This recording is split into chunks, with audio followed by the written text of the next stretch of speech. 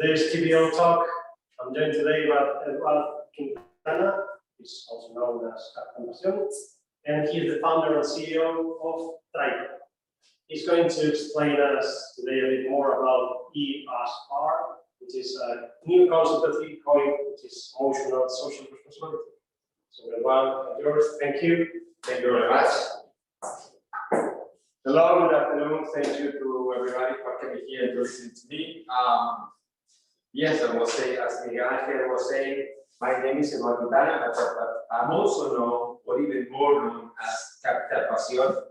This is because I wrote a book 40 years ago where I tried to transmit my philosophy and my experience regarding emotional leadership. That is the best way that I think that the leader must focus and must pay right now the company in this century 21. But right now today, I'm here to talk about other subject, to talk about solidarity. ESR, as Miguel was saying, emotional social responsibility. I'm going to try to share with you the enormous value that for your company and for you as a person can be to have this way to help people in your company. And I'm doing basic on my own experience. Everything you're going to hear is based on my own experience, on my own stories. And please feel free to ask me anything you want to draw me. I prefer to do it on that way. I'm coming here to talk regarding money and earth, regarding company and solidarity. Sometimes there has been concepts that have been really face each other, that have been really very complicated to be in the same sentence. Let me say no. I think that right now I have a model that we can share these two concepts.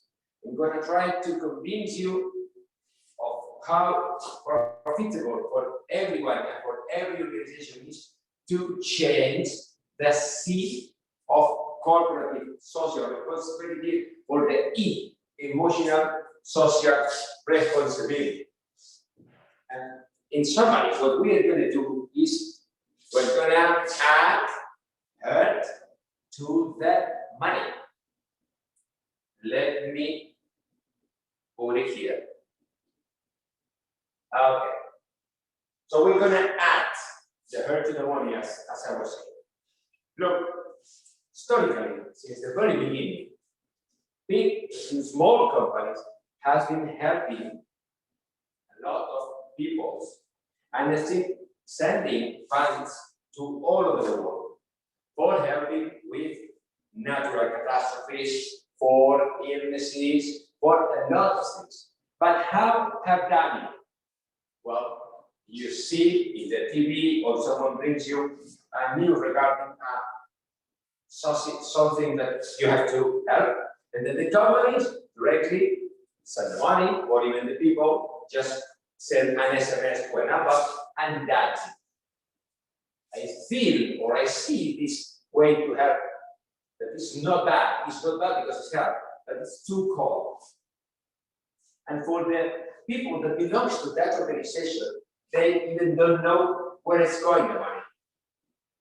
Then the money is sent to a place that can be used for. I think the people who's in the field get the money, helps, but you as a company, if you have to send the money, you have to lose the track of the money.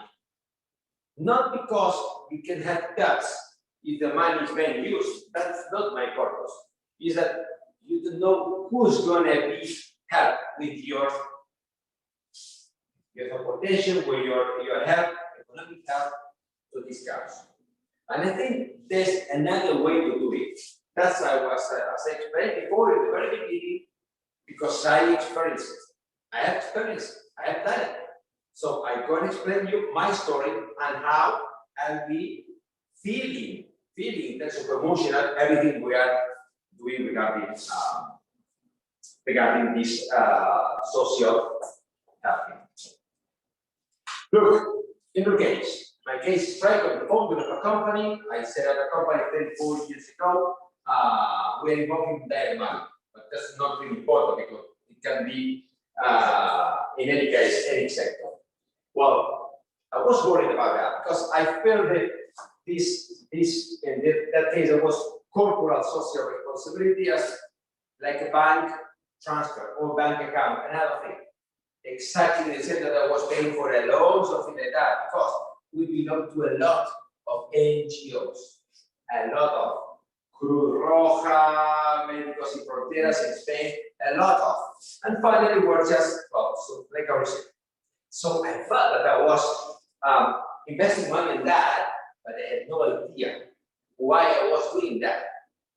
And I decided to try to find out if there were another way to fit or to share even with my own staff when we were doing. So I started to look for micro projects. I decided to put my eggs in micro projects. And then I found a nice micro project to invest in, the following. So I decided to invest some money in a wonderful project that someone brought to me in Africa. So the first project that I found was in Ethiopia. In Ethiopia, there's an area called Magauma in the Tigray region, where they have a really heavy problem with healthy water. In Africa, that's an enormous problem. Mostly women have to walk enormous distances to get water, clean water. And even then, the water is not so pure, so drinkable that they have a lot of stomach problems. So someone told me, hey, we are constructing in a remote rural area. We are constructing like a warehouse to get all the water from rain, and then we can provide with people with drinkable water. Please, could you help us with this project? Would you invest money on that? And then I say, okay, I will, but I have to put one condition, the possible. Which okay, you must keep in touch regularly with me, but from the field, I want to read, I want to see what are you doing. They say, okay, we'll promise. So I say, okay, I'll transfer 50% of the money, and then please, when you have done the half of the project, please give me some info and I'll transfer you the rest. Okay, say, okay. So everything starts, and when approximately was in the 50%, I received this one, this picture, and they say, hey, we are finishing. People are really excited in the village. Almost 2,000 people are gonna change his access to water. Well, then I transferred the rest of the money, but I had no more contact at the end. I asked for a picture. They sent me another picture, but quite dispersed. I had no doubt, or I tried my mind to have doubt about if they finish or not. I'm fully convinced that they did it. But I think that they then start to get a new investor, a new client, let me say that. That made that I had no feeling regarding that. I explained to my staff, to my own staff, because that was one of the things that I was looking for, that my people, my staff were connected with the company. Okay, so I thought maybe it was this project. I had to still to maintain, to look for it. And then I got a new project, a second one. Also in Africa, in Malawi. In Malawi, there's another heavy problem with food. There's an enormous quantity of people, mainly childs, that have no access to food. Then, when you are a lot of time without food in your stomach, your body is not able to receive solid food. Then there's a component like a liquid called 30 days survival that prepares your stomach to receive again solid. And then they said, hey, please could you help us? We need 300, we need to cover the needs of 300 childs. Could you transfer money for this 300 child, please? 30 days, they can start to live again as a human being. Okay, let's go. And I made it, I transferred the money. But again, this is a project, but I didn't feel quite different from that I was experienced before. So I was really, really, really disappointed with that to say, oh, I'm investing money, but finally, I'm not living it. Everything changed in 2006. In 2006, my wife told me, Edu, why are you not going to India to make a volunteer? The volunteer, well, that was not in my role, that was not my purpose in life, my challenge. I said, yes, I always like challenges. So I decided to go to India. And when I arrived to India, I went to Kolkata, in the south of India. In Kolkata, there's a wonderful organization, it's Mother Teresa House, where you can do volunteer from the 1 hour to months. And then, when we arrived, we were sent to a house with 33 kids with mental paralysis. And then, you have to imagine me arriving there, facing a kitchen with 33 kids staring at me. And 5 other people were 5 people from some nationalities, and then we had to try to give them food, and then that was right, but they were right. So I thought in the very beginning, I thought I won't be able to do it. I won't be able. But suddenly, after 1 hour and a half, everything was so easy. Everything flowed. And then I realized that I was improving the quality of life of these kids. Why? Because even they were not able to communicate with me because they were handy, but we were transmitting. I was playing with them, but not just me. All of us, we were playing with them. We were learning, and then I felt myself really useful there. That's what I was looking for. I was experiencing what I was looking for a lot of years. I was touching the heart. In that moment, I decided to bring something like this to my company. I decided that I had to be in direct contact with the project. So I decided in that moment to change the C by the E. I decided to construct a solid bridge between my company and my staff and social causes around the world. Then, the Providencia made that someone from Peru ran to my door and said, look at what, I'm coming because there's a small NGO in Peru, in Cusco. They had someone who was paying for all these needs, British men, his company is in bankrupt. So they are really, really, really anxious because they have no money and they have a lot of needs to cover.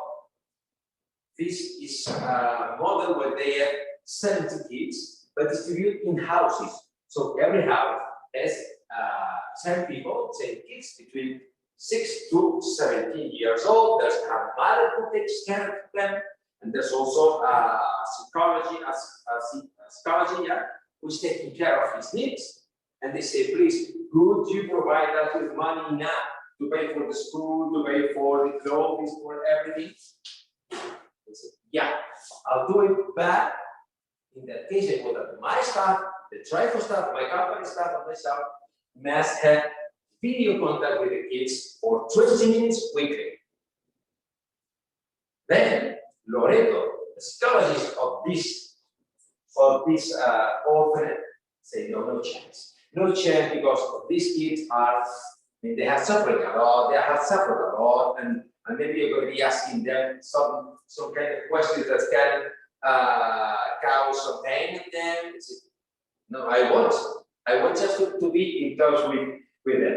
Then Maria Escobar, this belongs to two Spanish women who left Spain 30 years ago and set up this this order and say, hey, it doesn't matter, we need the money, go ahead. Okay, then we start. Yes, one day, 2 p.m. My office, 7 p.m. in Cusco, Skype. Then with the pertinent Skype experience, you have to imagine 10 kids, sorry, at the screen on that way, that never be out of Cusco, they never see people like us, but in your games. My staff was exactly the same because they were good used to that. Then the very beginning was really disappointing, really cold because the questions were very cold there, yeah. And you been to school, yeah. Then one day I decided to change everything. And then I put something like that. I say that I had before hair, but I have no hair right now. And then I stop and I start to love with them. Through the humor, I start to connect with them. And then I start to explain things of our life that I have in our families and transmitting them a lot of things. What happened? That every week we start to create links between them and my staff. And that made me feel the money we were investing. Right now, I knew why they needed the money. Because we bought, for instance, things like computer, things like a printer, and they showed me. And every need was covered for us because I knew that it was for Jose, for instance, for his classes, or you know what I mean? It was quite different. This project is amazing. It started 7 years ago. 7 years ago. Since then to now, we have been maintaining in a weekly basis a video conference with them. Some of that girls that were 15, 16, but they are 17, they have to leave. And right now they are with kids. They are all 22, 23. And they are maintaining with that contact with us. So that's one of the best ways to retain talent in the company, because all company, all staff is really proud of what we are doing, and we have done. Because as the employee, it's not just looking for money, it's looking for happiness especially happiness in the job, in the company, and to have nice values and to feel that he belongs to a company who participate in this value is a really, really good way to retain talent. Let me explain you another project, really nice. It's a project that we made in another part of the world. Another NGO called us and say, hey, Eduard, sorry, I forgot to explain that. This is the status of the company. This is the smiles of all my staff. And that smile, it also is included the smile of the kids, because the kids belong to the company. So when we make team buildings one or twice per year, we are also have video conference with them. It's really important that you have to add these social projects to your company, through the whole company, and to maintain in the mind, the top of mind of your workers, of your employees, that we are doing something really extraordinary. Okay, it's a sense of belonging and bonding between all the employees and group, and it's part of the group. It's part of the group. Yeah, but everything is part of it, because as I said in my employees, you as an employee are collaborating with that. Otherwise, maybe I could put a little bit more money in your pocket at the end of the month. But you are happy that we are collaborating with them. Because life is giving us a lot of things, a lot of positive things. So we have a more of that in the society. Yes. Can I ask you a question? I just want to understand, the big picture. You worked as an executive for a company, and you were in charge of RSC, right? No, or it was your own company. No, I'm the owner of the company. And what does your company do? Marketing, direct marketing. Oh, okay, direct Nothing marketing. related with that. And that's based in Barcelona. Yeah. Okay, and your company first had a project in Ethiopia, then in Malawi, and there was your own company that happened. It's my own company who is looking for projects. Projects come. Okay. That's the point. So I'm not related with the NGO. That's not professional. It's not professional. All right. No, it's something that I think that every company should do. Okay, every company, not just money, and I got it. Okay. Then another NGO come and say, hey, look, we have 5,000 pieces of clothes for refugees, for the Syrian and Iraqi refugees. You know, there was been an enormous war that destroyed Syria. And most of them were here in Salonika. And they say, hey, would you please bring us some money to sell these 5,000 jackets to the refugee camps in Greece? Yeah, we can pay for everything, but with one condition. We are going to deliver it by yourself. You, yeah, we. And then we put it in some boats. We send it to Greece and my own staff and 2 clients came with us to deliver to the refugees the jackets. You can imagine, you cannot imagine how can we together, the people, the staff, when you are 2 below zero in Salonika with an enormous queue of refugees, giving them clothes and feeling how they were saying, shukran, shukran, thank you. Most of them, they didn't speak a word of English, but it was no need.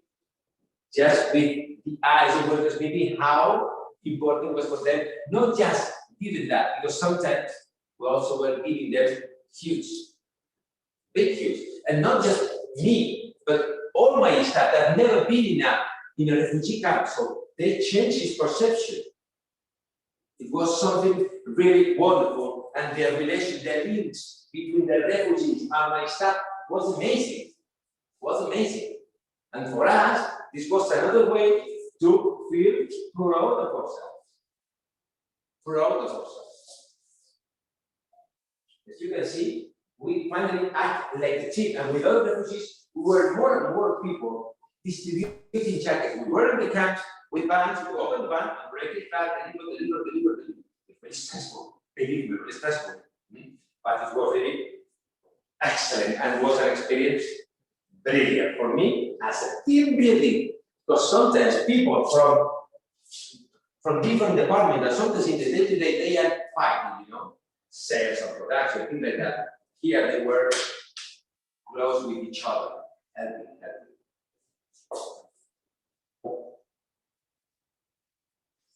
Who wants to do something like that? Probably most of you. Most of you say, I would like to participate in things like that. There's no many things in the world that you can feel that you can be more productive that happen to others. Something the feeling is amazing. It's quite addictive. You need to feel it again. But with emotional social responsibility, we are paying the society, we are transforming the society in a more sensitive society. You know what? Because the people who has been in the first contact, when they come back to his house, the first thing they do is to explain everything. In the case of refugees, most of the people that came cleanse and stuff, they were explaining wonderful things to his family, to his friends. Everyone is the best way to spread what's happening outside. So we are transforming the society through these causes. But I think that you also can do it. You can do it. In my case, we have decided to help outside where people is most vulnerable. Right now, we are doing projects in Sahara, in the Sahara refugee camp. But I really want to say that you have another ways to help. You can help painting houses or repairing schools here, or even taking care of some old people who need to talk to someone. There's a lot of causes to help as a company. Then it's not a question of giving just money, it's to do something else. I would say that when you think in activities for team building, for for trying to join really a group. And you are doing a lot of things that excursions over there, you are doing there's a lot of companies that do a lot of things. That's the best thing to do is an enormous exercise of team building for a company. And as I was saying before, for retaining talent, and even for get more talent, new activities, because it's not more money. You're not going to invest as a company more money. It's just invest more earth. But that's money to save. Because when the companies are investing money, I would describe it as a charity. Charity is a nice word. Charity because you are helping. Excellent. But when you are also adding earth, you transform the word in solidarity. Sounds better. So better because it's better. It's so important that these people can help, that we care about them. Not just that we care about them. This is what I'm trying to transmit right now today.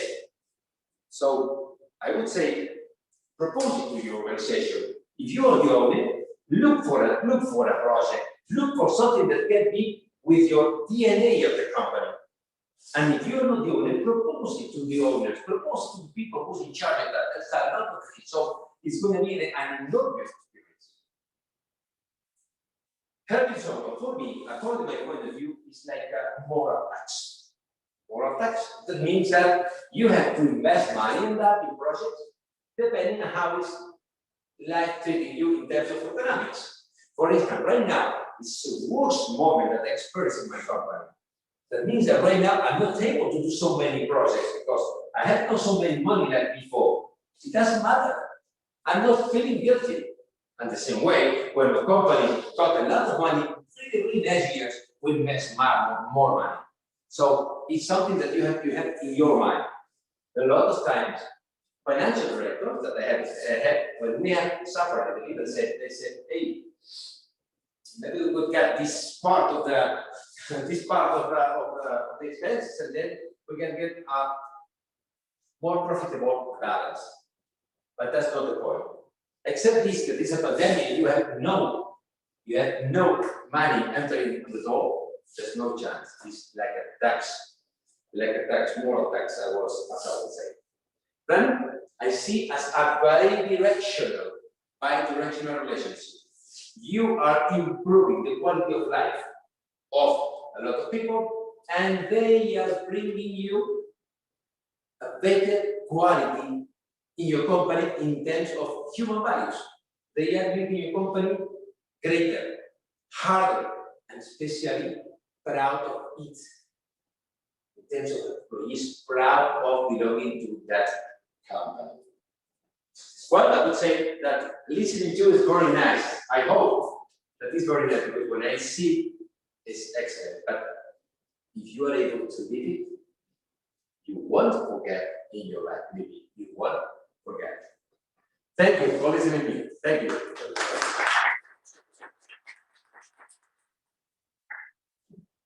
Questions? Feel free to ask a question, or I have been responding to the questions that you had. Well, how do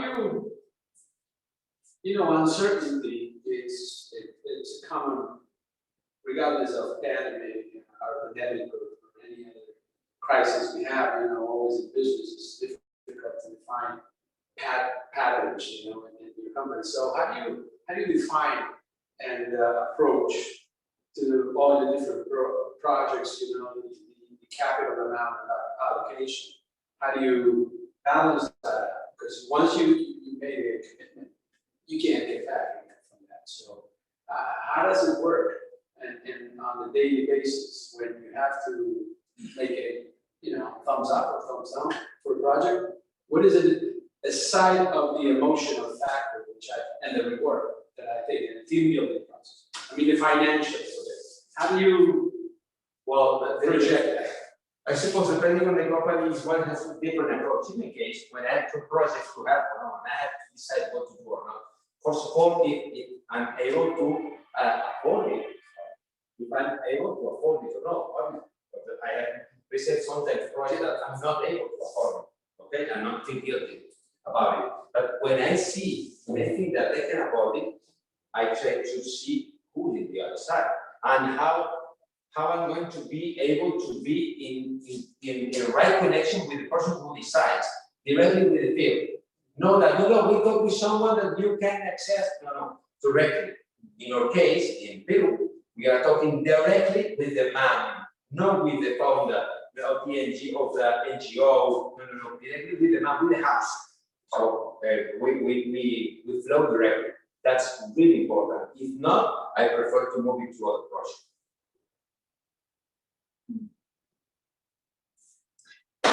Me, I cannot agree more with the approach and with the positive result of the experience and the activity. I have experienced by myself.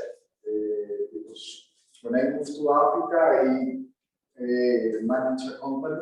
The company was giving money on a regular basis to an orphanage.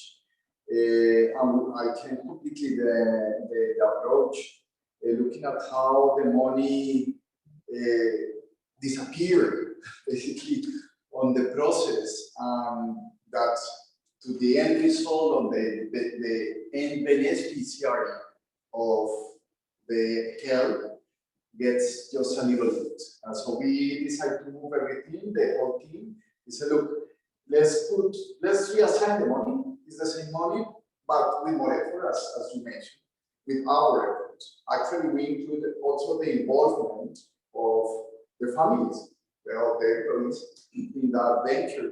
So we opened 4 different chapters, one for the orphanage, another for the elderly, other for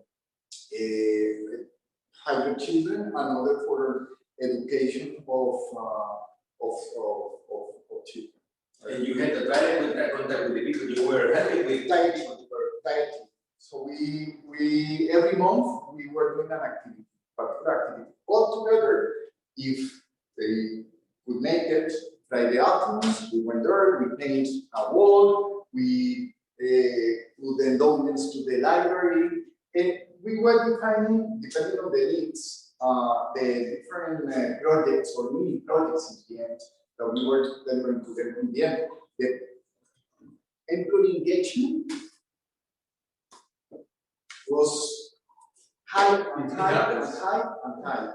The retention was high, people were happy living, and all this has a very important consequence.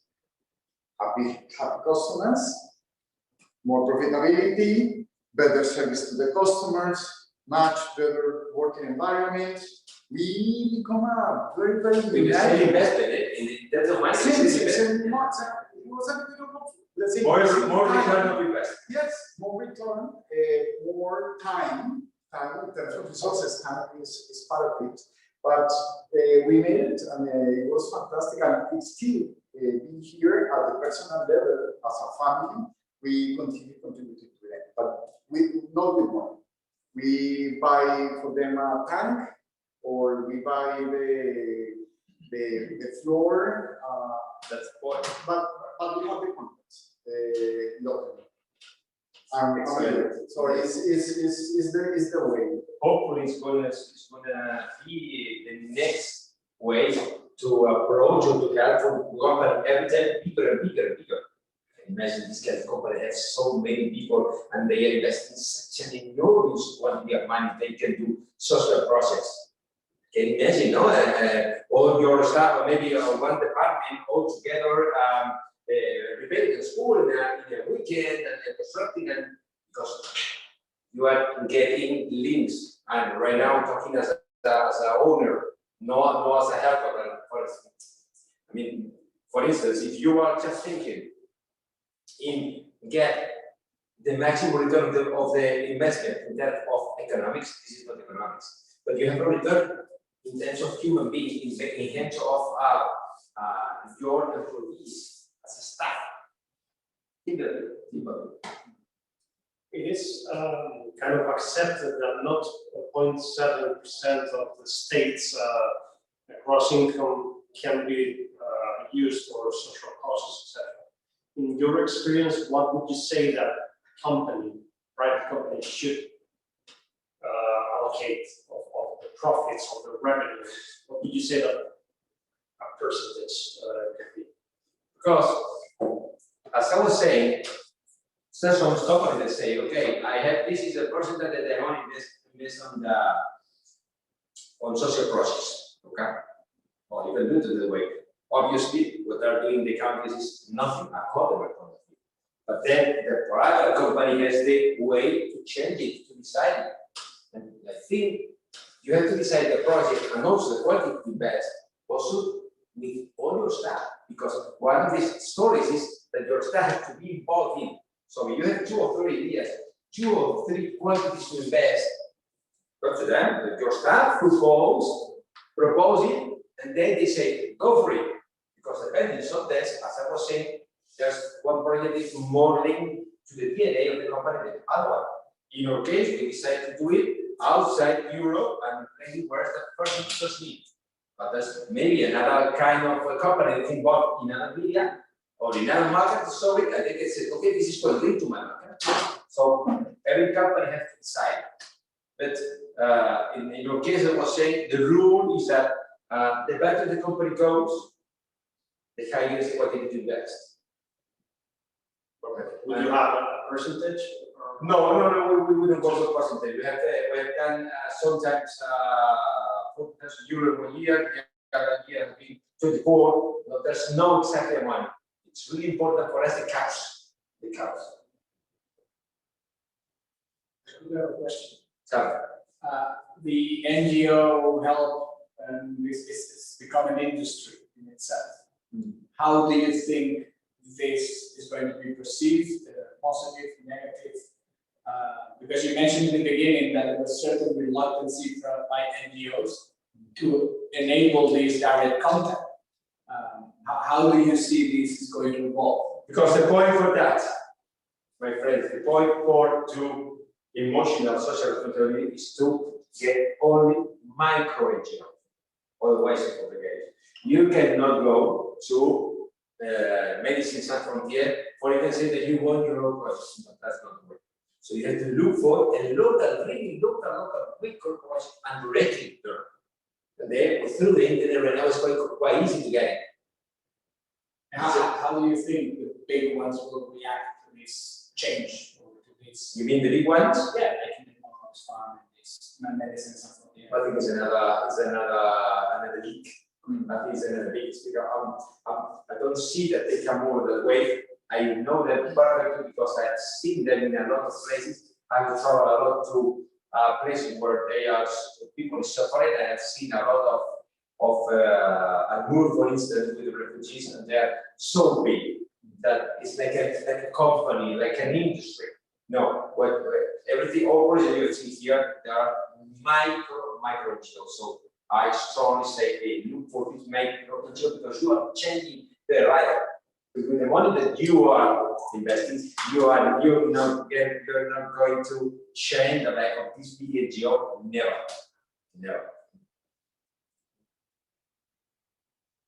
Anything else? One last question. That organization you went to Calcutta in India, it's the it's Mother Teresa's house. I mean organization or is it congregation? Is the only time that I see an NGO like that. Because there's a central mother house in Kolkata, there's also Varanasi, but I made it in Kolkata, and then people arrive, they don't get a name, even and paper and documentation of you, and then how long can you help us? 4 hours, 10 days, 3 days, 2 days, okay, then you go, and they say, well, people is here, you go there, so you arrive to one of their houses, so they have a lot of houses all the Kolkata, and depending the illnesses. No, but I was asking you if it's Mother Teresa's congregation, you know, Mother Teresa. Is the origin? That was your. She used to be that, right? You can see the church, everything she used to, but the nurses, the people that work there helping people, it's amazing. But on the other NGOs, most of them you have to be there with for a long time, or maybe to be a doctor or something like that. In this case, Well, anything else? Yeah, so I strongly, if you want to have as a first contact with an NGO, it's a good way. It's hard because India is hard, but you can feel by yourself. If you are thinking in yourself in an egoist way, it's very inspiring. Yeah, you feel really useful that you are doing something. So small, it's really small you have, but it's your heart. Did you, sorry, No. you had to deal with an employee that wasn't really happy about these initiatives? Well, certainly not every all employees say, hey, no, that. What I've never found someone that say, I don't like it. No, in my case. But I have found that some people were really enthusiastic about it, and otherwise no. I have some people that work in the video company, but they have never said a word. And when I ask them, so that I don't say, I don't know what to say. People who shy, what I'm going to say. It's the same as the kids. In the other side in Peru, they are kids sometimes 6, 7, 8 years. I mean, they are really shy. Sometimes they are moving kids. They say, who is these people with 8,000 kilometers? That's what I'm saying to them. But we are asking how was it about the school? How about what did you play today? Everything. Well, when you have to travel with them, with your employees, right? Because I did it. did you have to force anybody that's No. When I open, the point is that usually we open, maybe we need 4 or 5 people. And that's more than 4 or 5 people that want to do. So we have to select. In case of Peru, we cannot be 5 people, but once per year or every 2 years, I send someone. And the person stays there for 1 week, 10 days, and come back absolutely, because that person goes there knowing them. It not was the first year. Remember the first time that they explained it, and because I had this problem with, not problem, but disappointing situations in Africa, I said, okay, I'm going to think about it. And I sent my financial director, saying nothing.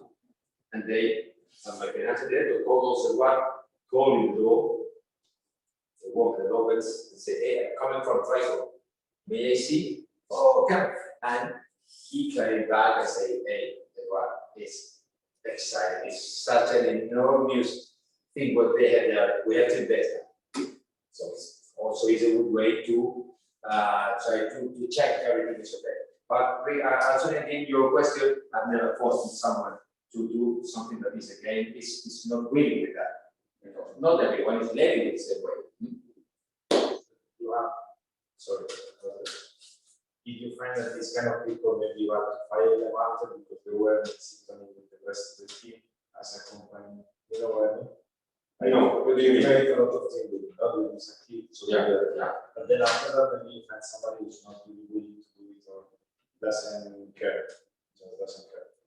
So did it end up like dropping out of the company because there was no? No. In my case, Or the performance, sorry, the performance was not. because depending on the performance, in your case, we are going really out, really long, and we get repeat with the whole stuff that's happening.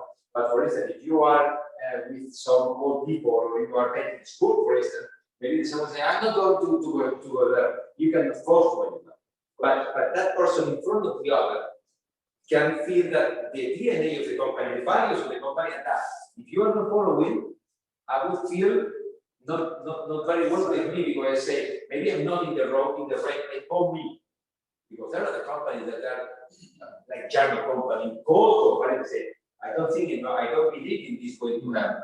Okay, before the people produce it. Okay, I'm not saying that it's the best way of the world. I think that this is a good way for the companies that are emotional and that can provide service or products that are with more than just regarding money, also with values.